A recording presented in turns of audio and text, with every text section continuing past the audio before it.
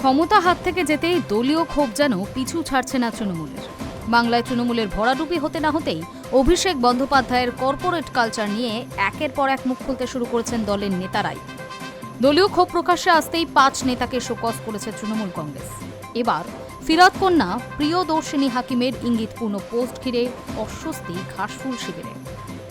সমাজ মাধ্যমে ফিরাদ কন্যা লেখেন, মহাভারতের মহাযুদ্ধের প্রধান কারণ ছিল দুর্যোধনের প্রতি ধৃতরাষ্ট্রের অন্ধ প্রেম ও পক্ষপাতিত্ব।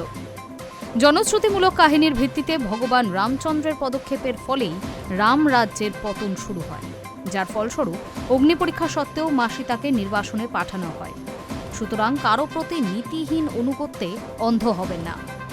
প্রিয়দর্শিনী হাকিম আরও লেখেন, চোখে ঠুলি বেঁধে থেকো না, কান দিয়ে দেখো না। রাজনৈতিক মহলের মতে তৃণমূলের বিপর্যয়ের কারণ হিসেবে অভিষেক বন্দ্যোপাধ্যায়ের প্রতি স্বজন পোষণকেই দায়ী করতে চেয়েছেন প্রিয়দর্শিনী। পরিবারতন্ত্র নিয়ে আক্রমণ করতে গিয়ে প্রিয়দর্শিনী হাকিম টেনে এনেছেন রামায়ণ ও মহাভারতের প্রসঙ্গত ফিরাদ হাকিম যে কোনোদিনই তৃণমূলের সেনাপতি অভিষেকের বৃত্তে ছিলেন না তা রাজনৈতিক মহলের সর্বজনীন বিদিত।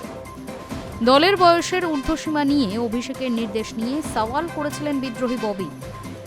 26 নির্বাচনে বাংলার মানুষ তৃণমূলকে বাইরের দরজা দেখালেও কলকাতা বন্দর আসন থেকে বিজেপির রাকেশ সিংকে পরাজিত করে জয়লাভ করেছেন কলকাতা পুরসভার মেয়র ফিরাদ হাকিম।